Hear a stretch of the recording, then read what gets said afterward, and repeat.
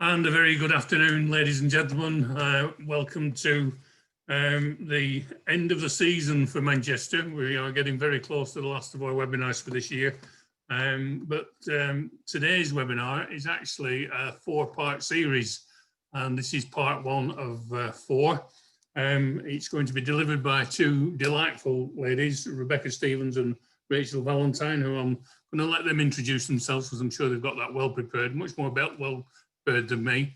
Before we do, today there's a little bit of interaction, and in the chat I've placed a website, www.menti.com, and there's a code for registering that, 7574626. That's in the chat. You will need that. You could do with getting dialed into that whilst the beginning of the webinar gets going. That's some new internet magic that we're going to try out today, or should I say, the girls are going to try, and I'm sure you'll enjoy that. It's just to add a little bit of interaction to the session.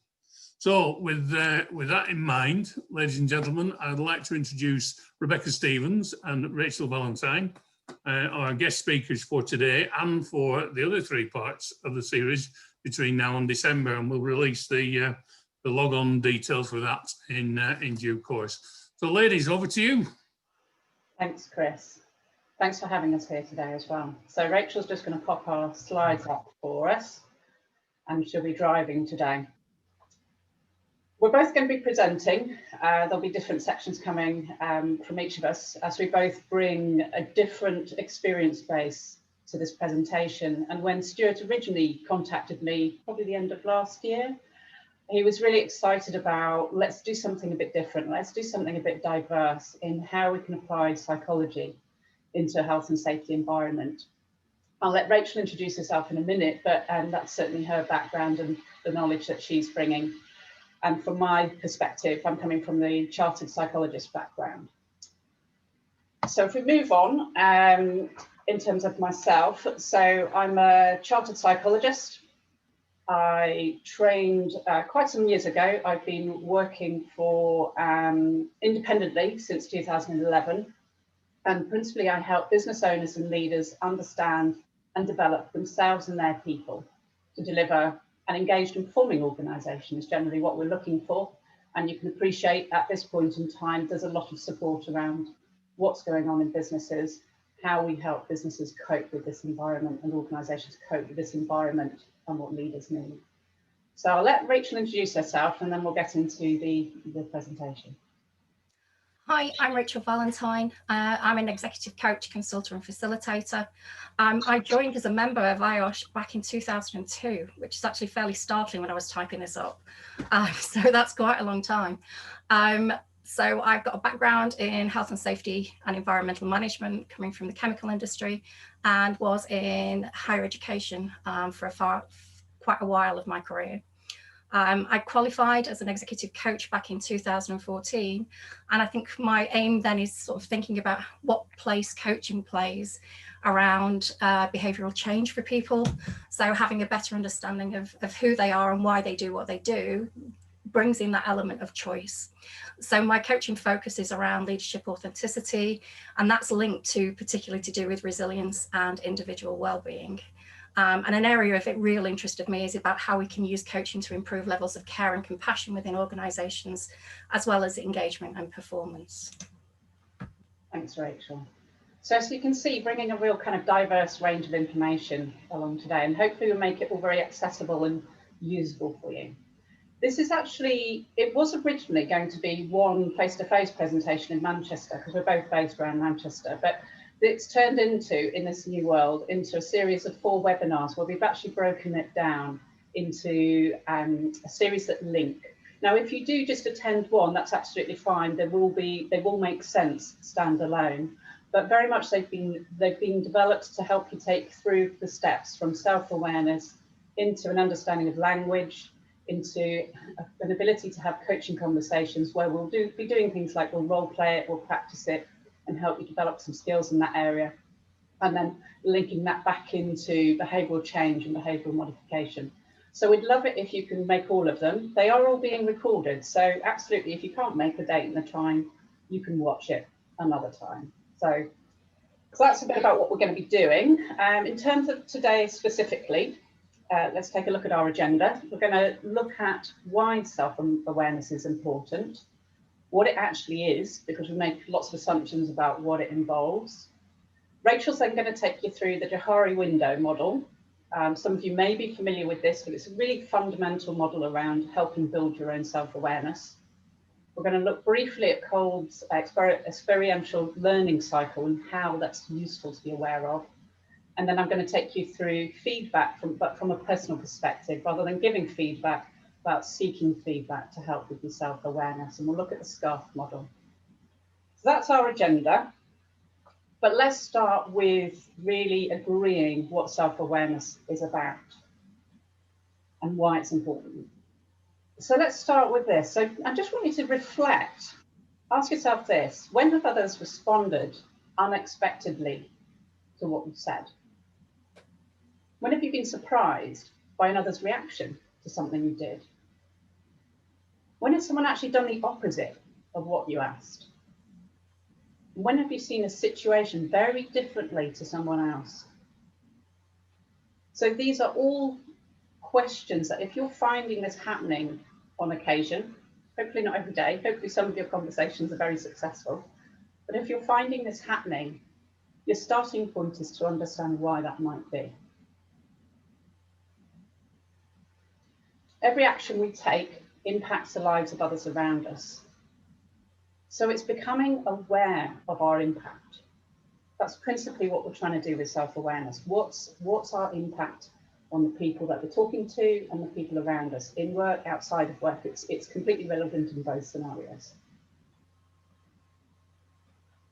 So we're going to use this tool in terms of menti.com. So I might just ask Rachel to introduce it, because this is her idea. Rachel, would you mind just giving some brief instructions on this? Okay, so if you go to the slide menti.com and then use the code 757462.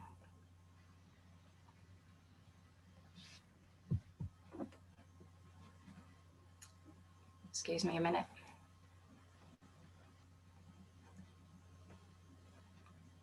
Lots of words coming up there.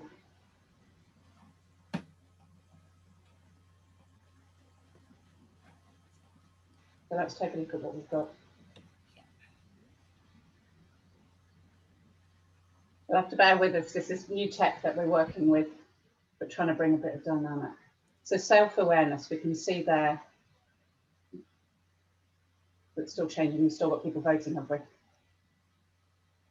So what this piece of software does is, the more a word is used, the bigger it will present on the image. So as you can see from that, understanding, knowledge, consciousness, personality are coming through quite strong. Impact. Feeling a bit seasick with it changing all the time. Should we close? I can hide it until we're somewhere near. Wow. Okay.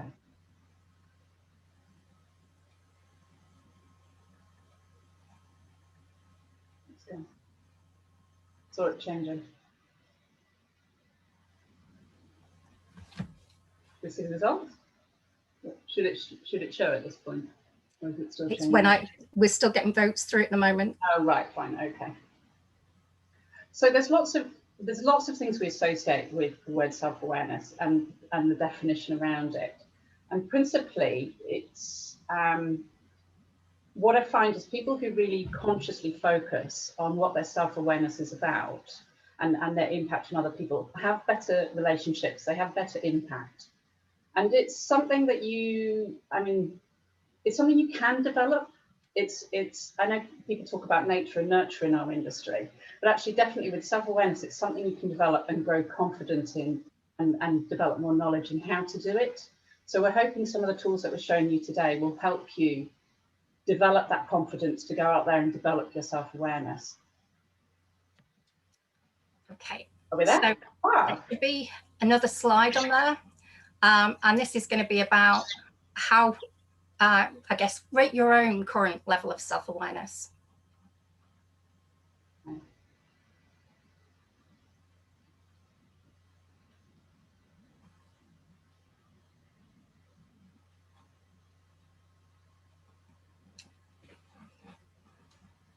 So we'll get those back in a minute.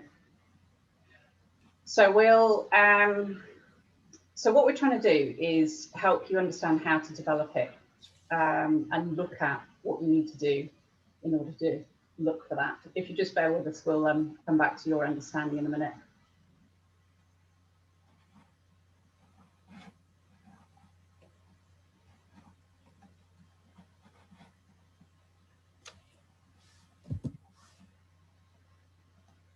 Shall I move forward in the slides and we can come back to the results? Hopefully they're coming through just in a minute.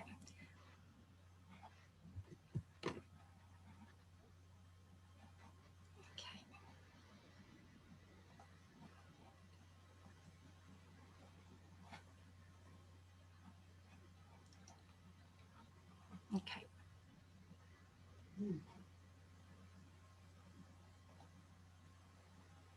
Look, so good levels of self-awareness.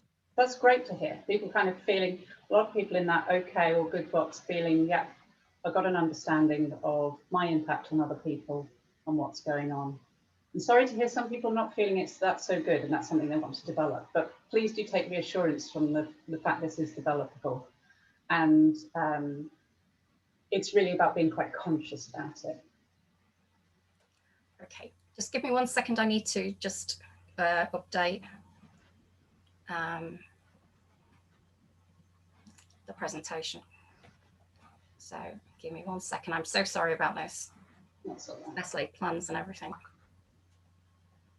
Get us back to where we were. Okay. Yeah. Okay. So, well, what is it?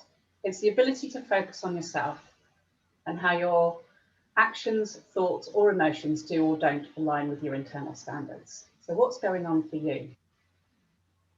And people with high self-awareness are able to evaluate what's going on for them. They're able to manage their emotions. They're able to align their behaviors with their values, and they understand how others perceive them. That's principally what it's about. It's about, there's internal awareness, so what's going on for me, and then there's external awareness, what might be going on for other people. And before we move on, are we able to see the word cloud again, Rachel? Will that have updated? Yeah. Ah, there we go. Great. Okay, I will just pause on this a little bit if that's okay. So we can see there lots of kind of words, particularly the word understanding, coming out as the thing we're looking for. Self-understanding particularly.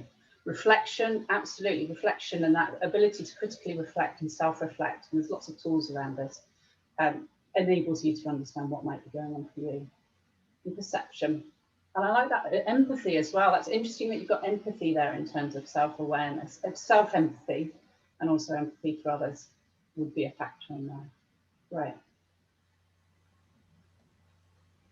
Oh, so I'm now going to hand over to Rachel. Who's going to take you through the Johari window, which is a really great place to start.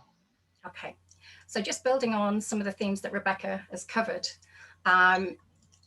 the Johari window is probably the most familiar model when we talk about self-understanding. So as you can see, it's broken down into kind of 4 quadrants. And it helps us think about what our own internal self-awareness is around. So how do we impact on ourselves? And, you know, my work within coaching probably indicates to me that we probably do that far more than we're aware. And also it's about how we impact on others. And by considering both of these elements, it hopefully gives us a more holistic and a more whole sense of ourself. It's a better understanding of where our strengths lie, where some of the areas we might have for development, where our passions lie, and where some of those sort of areas of challenge are as well. So to just give you a quick overview about the sort of elements of Johari window. So we have the element of the open book. And these are the things that are known to self and that are also known to others. So it's here that we're our congruent self. It's where we're comfortable to be visible and share our thoughts, our passions, our feelings, our emotions, but also, you know, where we're comfortable being a bit more vulnerable in that space around where our challenges and where our needs are. It's generally most of the arena that we perform in on a daily basis. And then we have the hidden. So these are things that are only known to selves. It's things that we keep to ourselves. And there's a number of reasons that we can do this. And it might be around avoiding judgments or conflict with others. It might be tied into things around professional boundaries, things to do with the organizational context that you work in. And it might be around uncertainty of response or the recognition of a need that actually by sharing something with somebody, there might be real benefits for both of you to do that. So the known to self column is usually where people are quite familiar and they're quite comfortable. The other column, which is about not known to self and not known to others, can be a little more challenging. And obviously it's around how can we know what we don't know? Or how can we find out what we don't know? So these are things that are known to others that we might not know, and we consider these as our blind spots. And they're not always negative things either. So you might hold an assumption that actually I'm not very good at public speaking, but you know, people have seen you public speak and actually think you do it really, really well. And then there are the unknowns. So these are things that are not known to you and that they're also not known to others as well. So although the diagram shows those kind of boxes as similar sizes or the same size, the reality is that they won't be. So those quadrants will be different sized and they will vary in size basically around how well you know yourself, how well others know you or have tried to know you, but also around the context of what you're thinking of. So what we share within our work and our professional persona might be very different to how we are and how open and how much we share in our private lives. So again, depending on where you're applying this Johari window model, will give you different elements within those different kinds of quadrants. So the idea of today's session is to try and put some of this into practice and give you the time to engage with some of these models and provide some sort of reflective space for you to do so. So if you've got a piece of paper handy or something, just draw a very rough model, a Johari model, and leave some space where you're able to going to be recording your thoughts, because what we're going to do in a couple of exercises is take you through some of these quadrants. I'll just give you a couple of seconds to quickly write that down. It doesn't need to be an art project. Rough and ready will do fine. Yeah, just a blank one. If you're anything like me, I draw wonky lines and end up with a wonky square anyway. Okay, so what we're going to do now is I want you to just have a think. So I'm going to give you 2 minutes to make some notes about yourself in your work persona. So in your daily life at work, what things are you both known by you and are also known by others? And then also what you keep hidden, what is known to you but not others. And I think all I would say is that you're not going to be expected to share this with anybody. To make this a really effective practice is to be honest with yourself, really, really dig deep and really be honest. Okay, I'm going to give you 2 minutes.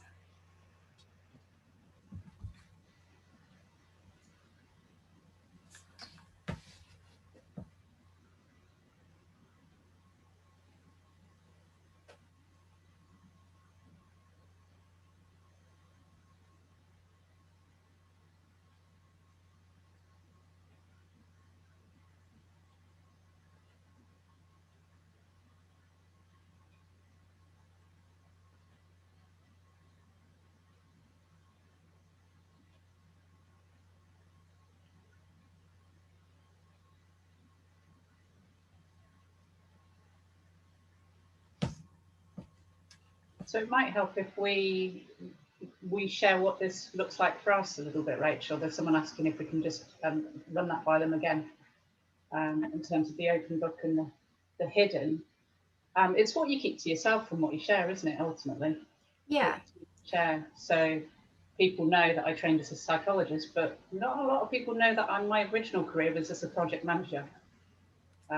So that's something I keep quite hidden, because otherwise I end up being asked to do project plans and Gantt charts. And whilst I know all about that stuff, it's not a thing that excites me anymore. So that tends to be the hidden thing that I don't tell other people, but it's still a skill and still a strength behind the scenes.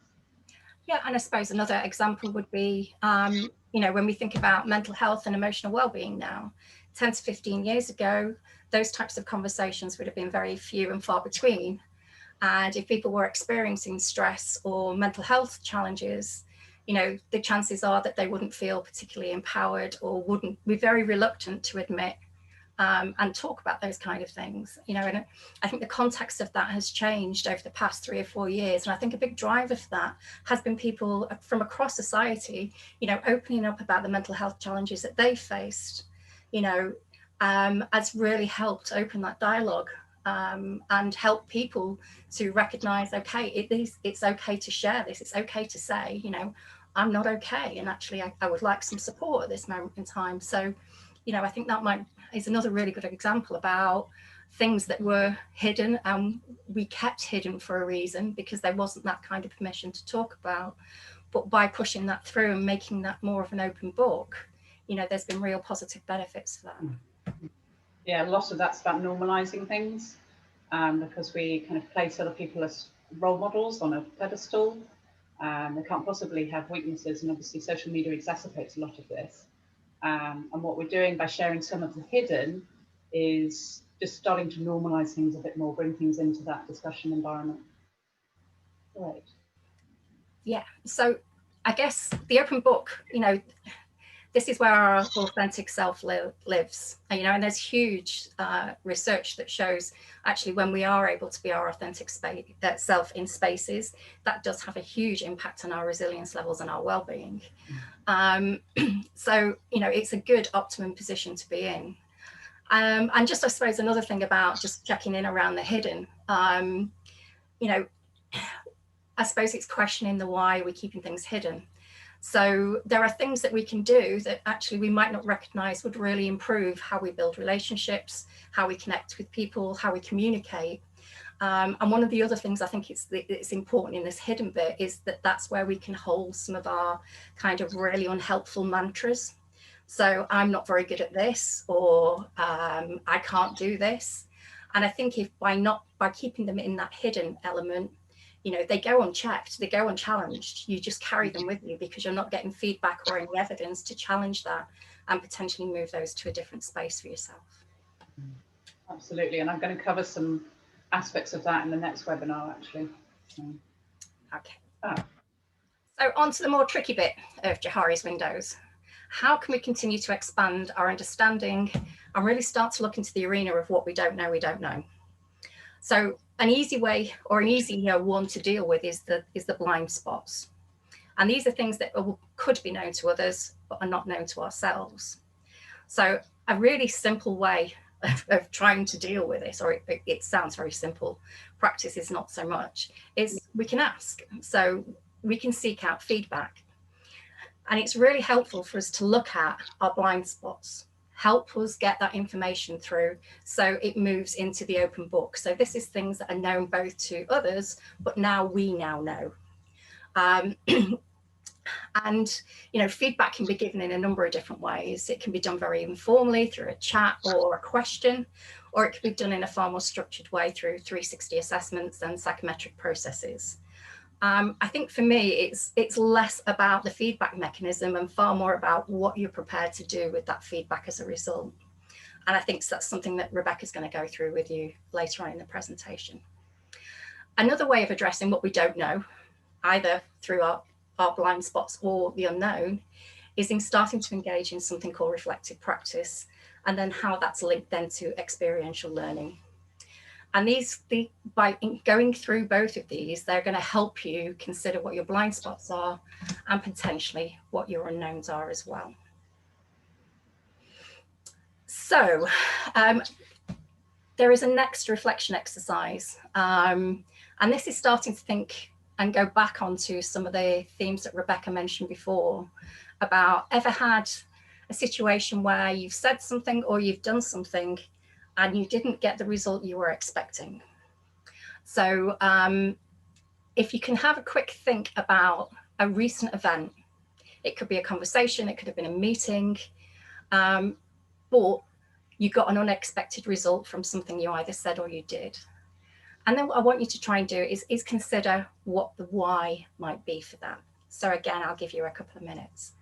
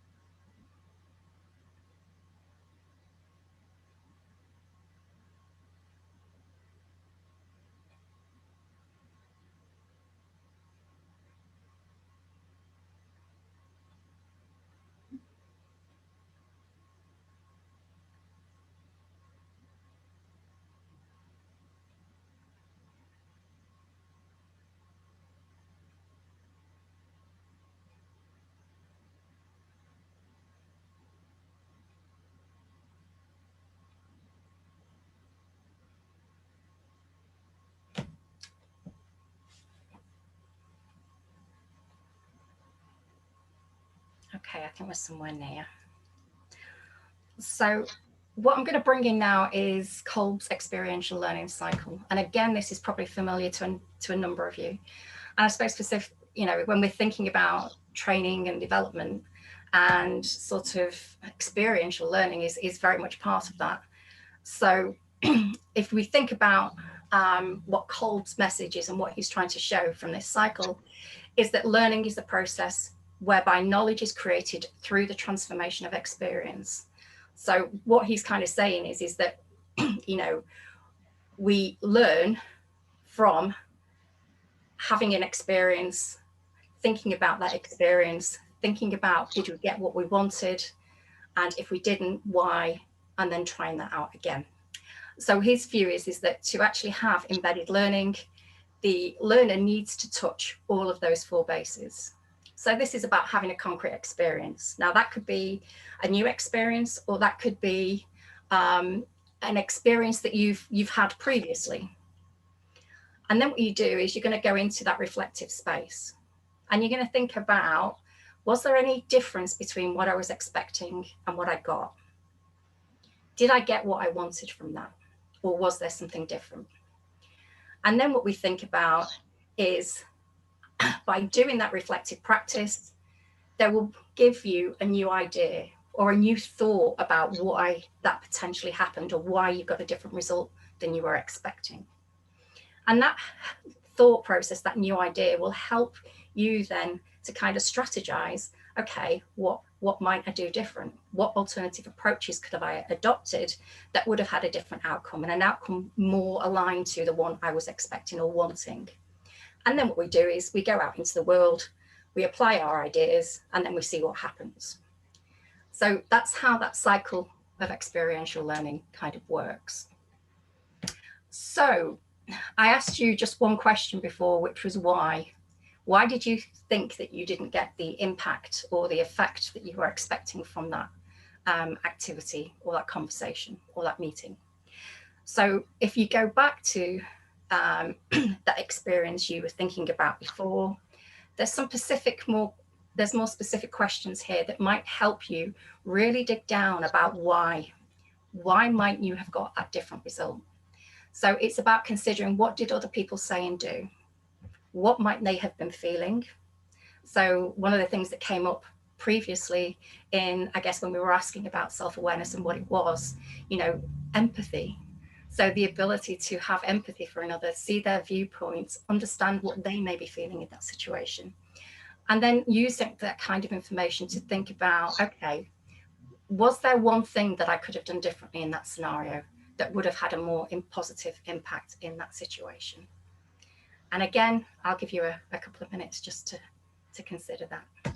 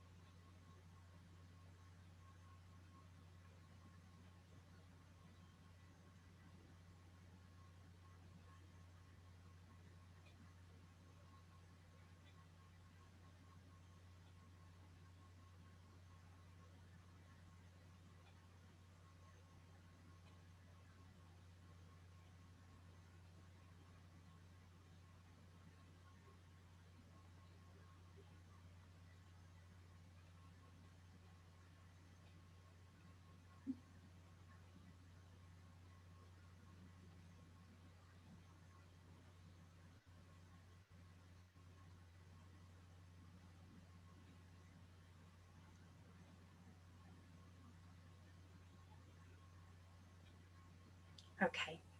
So the purpose of the first two questions on there about what did other people say and do, what might they have been feeling, you know, they're going to sort of help you with the learning about what actually happened in that space. And I think then what the last question can help you do then is move into the active experimental stage that we talked about in Kolb. So that's about how you then use and embed that learning. So what will your course of action be next time you encounter a similar scenario? Or will you do exactly the same? Will you do something slightly different? Will you do something completely different? So that's how that kind of reflective practice can sit on top of Kolb's experiential learning cycle, and how important that reflective practice is to really kind of drill down and get information about how am I doing internally? What am I doing? What is the impact of me externally? Okay. I'm going to hand you back to Rebecca now, and I think she's going to go through elements of feedback, why we need it, and how we can use it. Yeah, I mean, it's about being very intentional with this, isn't it, Rachel? That's what we're talking about Absolutely. here, being very intentional in how you're developing your knowledge. So feedback, this is an essential part to that cycle, because if you just sit in your own head, you're only getting your own view of the world. And you will have had this experience, you know, when you go and look at something, even if you kind of go and look at a house and someone else sees something completely different to you, and you're like, oh, I didn't, okay, now you've mentioned it, I can see that. So we need feedback. Feedback, and this tends to be viewed quite scary by most people, unless they've got used to it. Feedback is often also interpreted as criticism. We don't mean criticism, although some people will give feedback as criticism, and you have to learn how to deal with that as well. But really thinking about the value of this, the value of feedback. Where do you get feedback from, and how are you using it? When do you give feedback to others? What wider opportunities for feedback exist? And it's creating those opportunities to really seek and receive feedback, rather than just assume that your view of yourself and your actions is the world view. Depending on which position you're coming from, I mean, we've got various models in the background, but depending on your belief systems and where it's coming from, you could be blaming yourself a lot more than necessary. And you could be vice versa, you could be blaming others a lot more than necessary. So feedback gives you some reference points. We'll talk a little bit more. What you're trying to do with feedback is three things. You're trying to improve and maintain your performance. Yes, you're trying to, that's the obvious one. I need feedback so I know, was my communication written in the right way? Is it having the right impact? Am I seeing that in the data? Am I seeing that in attitudes? But also you need it to enhance your learning. And certainly, you know, I put my hand up, but also earlier in my career, I was scared of feedback because, oh no, I'm going to have done something wrong, but I hid away from it. And it became a real revelation when I realized the value of it. And even if someone is saying something which you think, oh, okay, hadn't expected that impact. If you approach it from the perspective of what we call a growth mindset, which is really looking at opportunities and growth to learn, then you can enhance your learning. And ultimately, it helps with your motivation as well, because it generates a bit of a positive feedback loop as to, I've tried this and it actually worked this time. Now, feedback can trigger us. So I just briefly want to introduce you to, on the next slide, introduce you to the model of SCARF. You can read lots more about it in David Rock's book. So we know from the neuroscience research is what this is based around. We have in our evolutionary wired, for want of a better, more technical word, we have an inclination to look at what is negative in the world and what are the threats. Now that's come from our evolution. We carry that, and there's a lot of stats around about it being 3 to 1. You know, we need 3 positive things to offset the impact of 1 negative thing. In personal relationships, apparently it's 5 to 1, by the way. So just bear that in mind. But you can find that research out there. But coming on to this, feedback can trigger. And certainly if you're going out seeking feedback, it's useful to just be aware of your own emotional reaction to feedback and how that might be triggered, because not everyone is really great at giving feedback. And as much as I encourage people to be specific and behavioural based and based in a situation and not generalist, not everyone gives feedback in that way. So if someone gives you some feedback about your status, so this is to do with your importance to others in the team. So if they give you some feedback that threatens your status in the team, so for example, you might be a lead technical person on a particular team and someone actually criticises your technical decision, that would be impacting your status. And you will feel threatened by that, and it will trigger an emotional reaction first off. And that's the other thing, is these trigger emotional reactions from our amygdala very quickly. And we have to slow it down and then allow our rational brain to come in. Certainty is another thing. So our ability to predict the future, we wish. So at this point in time, that one's being triggered a lot for a lot of us. So bear in mind that if someone is giving you feedback that goes, well, actually, I don't know, your job's not so secure anymore, that actually is going to trigger quite a strong emotional defense mechanism. Autonomy. We love control, and I'm going to expand much more on that in the next webinar in terms of control, but autonomy and people taking away our control are things we don't like, and it definitely triggers our defensiveness. Relatedness, so this is all to do with our social need that we have as human beings that we're all finding a bit difficult this year. So that, you know, if we're feeling a bit threatened rather than safe in that social environment, that triggers us. And then finally, fairness. If it's not being perceived as fair, you'll have heard those words. I used to say things like that as a small child, still hear it from my niece these days. But that can trigger you. So just bear in mind, you will naturally have an emotional reaction to feedback when you go and seek it. That's normal. And this is what we're trying to do here. It's normal, so it's okay. You will, you know, give yourself space, calm down, seek to understand it in terms of behaviour. So let's move on and do a final piece of reflection. We're coming to the close of the webinar, so let's do the final reflection exercise. So based on that experience that you've just been exploring with Rachel and thinking about the impact you have, what one question could you have actually asked to invite feedback from the other person about the event? What one thing? So just take a minute to reflect on what one question you could have asked. We'll just do a minute on this, I think, and given we've got the room split behind.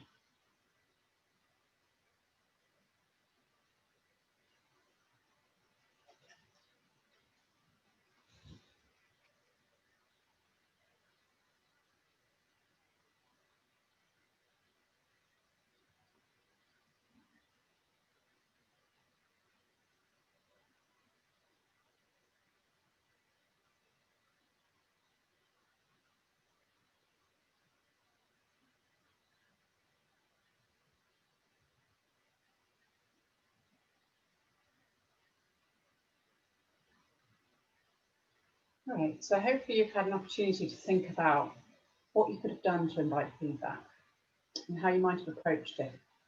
I often introduce people to models called Good and Bad around feedback, but we can cover that in future sessions. But it's around, you know, what do we want to do differently or what do we want to do more of? And you can invite feedback to be specific. And how does this all help?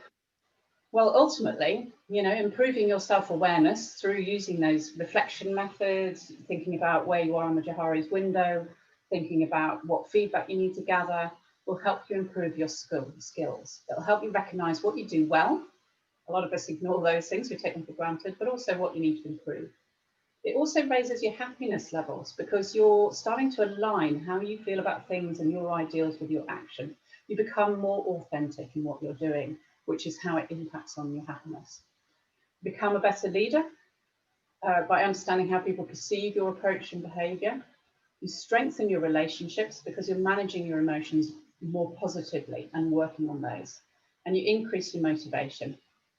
And ultimately, it does help you decrease stress as well, because it helps you identify why something is having a negative impact on you.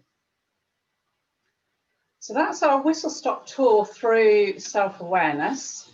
So self-awareness is important because it helps us understand our impact on others. That's the fundamental thing to be thinking about. How do I proactively build my self-awareness so I gain a more accurate understanding of myself and my impact? We've shown you briefly these tools of the Johari window and also the Kolb's learning cycle and a bit about feedback and how it has improved our awareness. So in terms of going forward, so this is the bedrock for what we're now going to take you to in the next 3 webinars. Oh, no, I forgot to pop this on this. Great quote here from Mary Angelou. Do the best you can until you know better. And when you know better, do better. It's all about learning. So it's approaching things from that learning perspective. So the next webinar is going to be around developing an understanding of your language and communication style. I'm going to take a really deep dive into the use of language and the use of words. Both myself and Rach really bringing a lot of different literature and models together there to help you and make that really relatable to you. We're then going to take you into coaching conversations later on in November to build on those 2 webinars. So if you are only able to join us for the coaching one, I would recommend, and can't join the next one, I would recommend you at least watch it on repeat. And then finally look at that behavioural change piece in December. So thank you for joining us today. We've now got 15 minutes remaining for questions. Apologies for the Mentimeter, but we got there in the end. So it's always the same using new technology this year, isn't it? Okay, if you don't try, you never learn. So thanks for that, Rebecca and Rachel.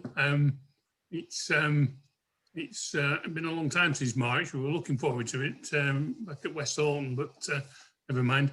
I've got just 3 questions that have been posted, unless anybody has any other questions they want to post quickly. We do have 10 minutes or so. First question, or a statement, in fact: a true friend will tell you what you need to hear, not what you want to hear. Would the panelists agree with that contention? Absolutely. So I think people in the coaching industry, and I certainly sort of consider myself the kind of friendly boot. So it's about, you know, really recognizing, and I think, you know, our intrinsic motivations about, you know, why we provide feedback to each other, what we tell each other, what we ask. And it's checking out our motivations. And actually, is this around me? I want you to know this, because by you knowing this, this is going to make my life an awful lot easier. Or is this about, actually, I can recognize that this is really going to add value and provide a perspective that that other person wouldn't have got otherwise. So I think, you know, our intrinsic motivations, it's always good to check out, you know, who is this question for? Who is this comment for? Who is this observation for? Yeah, and I would add something to this around permission. And it's, you know, just going and giving someone feedback can just get them off guard if they're not in the right mental space for that feedback. And in terms of friendships, build that permission mechanism, because you give each other permission to say the real things. But if you're in a more work environment, it's saying it'd be helpful if we could talk about your impact in that situation. Is that okay? Do you have time now? So checking and getting permission to give people feedback is really important. The other aspect to think about here is, what does the person need? The way that is sometimes interpreted is actually what Rachel's saying is, I need to tell this person because they had that impact, rather than actually this person's in a fragile place. This person might need some kindness. They might need some encouragement or self-compassion. So it's really thinking through what's going on for the other person. Where might they be coming from? And having that unconditional positive regard of where they're coming from. Okay, thanks for that. When would you use cold? All the time when things haven't gone as you expected? How do you pick the scenarios you review? And you could spend a lot of time on this, which I know I'm struggling to find time. Do you want me to take that? Yeah, sure. I guess going back again, what Rebecca mentioned is that we're kind of hardwired to always look for the things that we don't do well. So again, one of the things that we work around is reflective practice is not always recognizing and really drilling down to what I've done wrong. You know, we concentrate on that, where actually another way of looking at it is what went really well. You know, this element might not have worked, but this element really did. How can I maximize that element of it? How can I bring that into something else that's transferable into another area of development for me? So yeah, what I tend to do with cold is I have, like everybody else, I have a propensity to think, oh, well, that didn't go quite well. I might need to have a think about why that was. And probably not as much as, oh, that went really well, I need to think about why. But for me, it's about impact. So, you know, how big a difference was the result from what I expected? So, you know, and I think for me, it's about the magnitude of that impact and the magnitude of that difference. And that's the way of kind of prioritizing, for me anyway. Okay. Jack Muddyman asks, how do you tackle embedded and learned behaviours to influence change? I work with an organisation that does not like change, and tackling behaviours that have never been challenged is very difficult. I think a lot of people could probably relate to that. Yeah, and I hear the struggle there, Jack. And fundamentally, it's starting at the top. It's starting with what behaviours and values are being role modelled by your leaders, because people will be copying those, and those will be the things that have become embedded. Often an organisation is the culture of the personalities at the top. So that's where you need to start, is then what is the impact these type of behaviours are having on the organisation and the success of the organisation, and making that link between, we call it the service profit chain, where when people are engaged and satisfied with their workplace and the right type of behaviours are going on, then actually the impact on customers is positive, which ultimately has an impact on money. And when you start talking in that kind of language, leaders listen. You get the finance director thinking about these things, because what happens when the culture isn't a healthy culture, which is what you're referencing there, is this, behaviours that are quite challenging. Is you will have things like quite a high sickness absence, you'll have fairly high turnover, although possibly not this year, I would say, and you'll have lower performance going on. So starting at the top and working with the leadership team, presenting them with the truth of the impact of their behaviour, exactly what we've just been talking about, enabling them to do some self-reflection, and then coming up with, what does this look, what do we want it to be?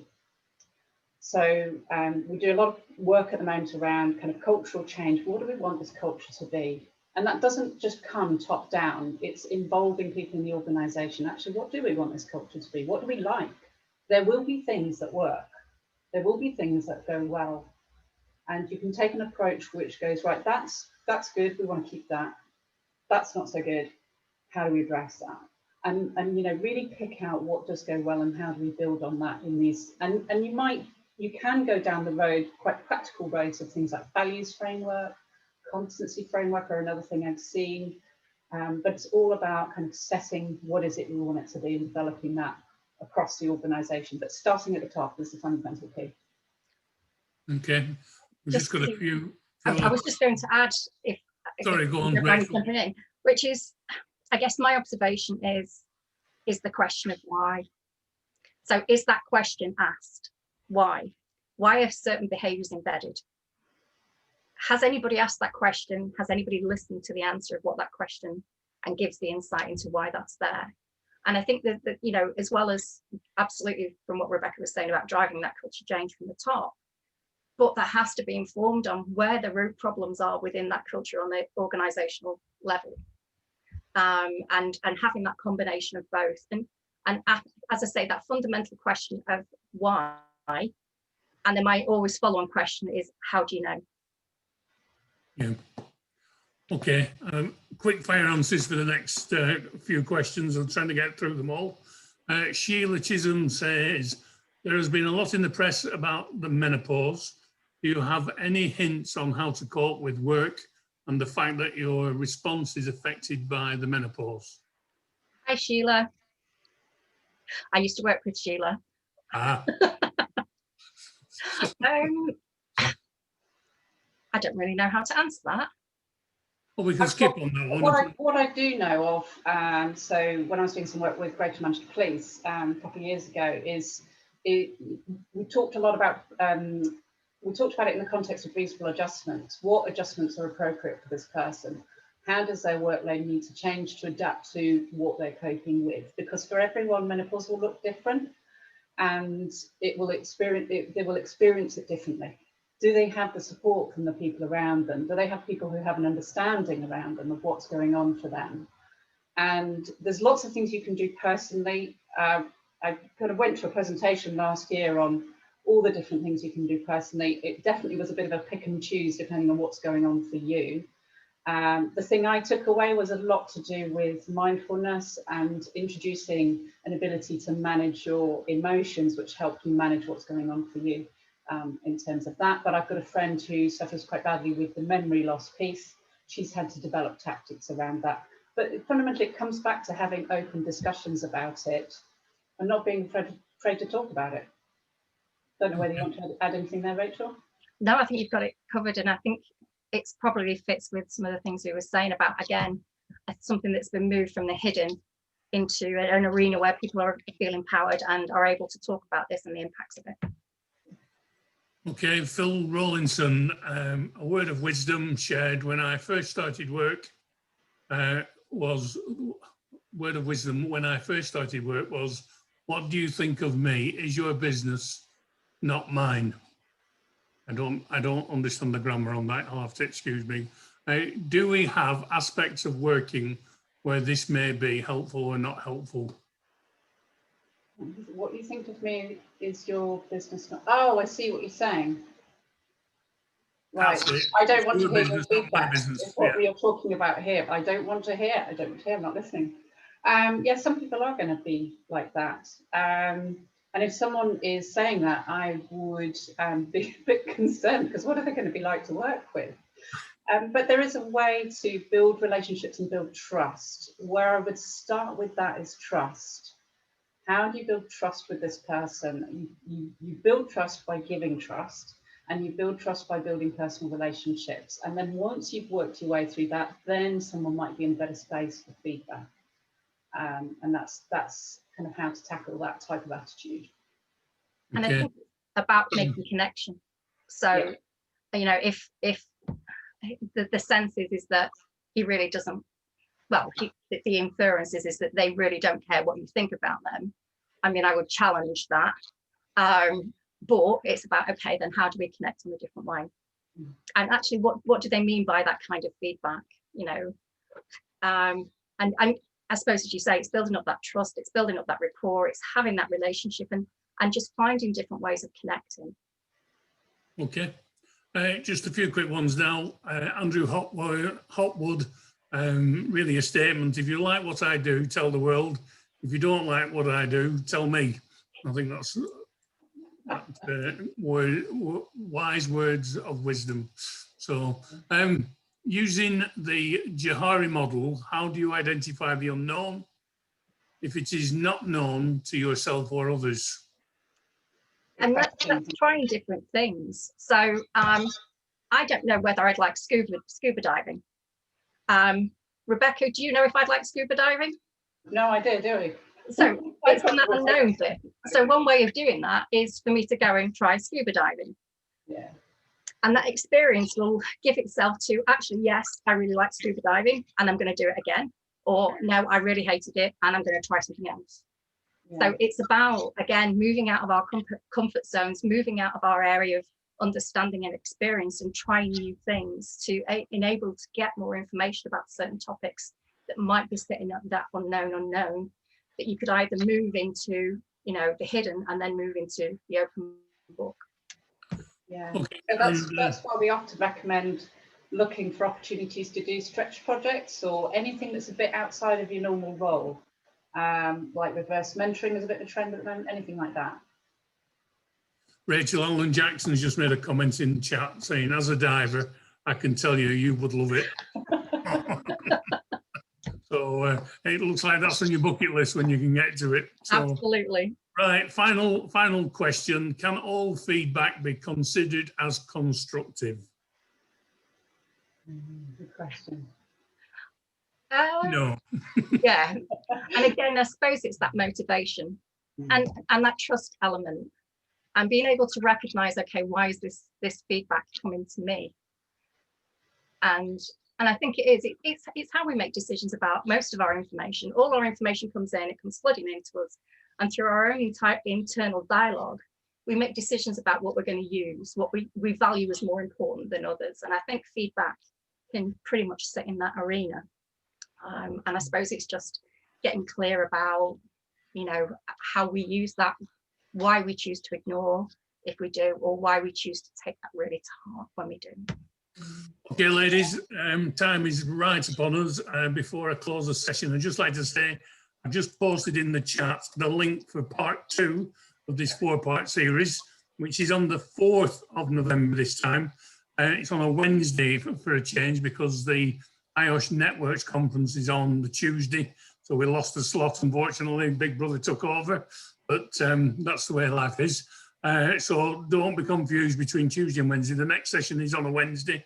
Click on the link and register now, or we will send it out through the usual channels, LinkedIn, IOSH, committee mail, and so on. Ladies, it's been a delight. Thank you very much. It's a shame we've had to wait since March to do this. I'm really looking forward to the next session. Hopefully Stuart will be back off site and we'll host the next session. But on that note, I'd just like to say thank you to Ben, who's been looking after us in the background from the webinar point of view. This session will be recorded and released on the IOSH YouTube website, and you'll be able to find that in the usual way.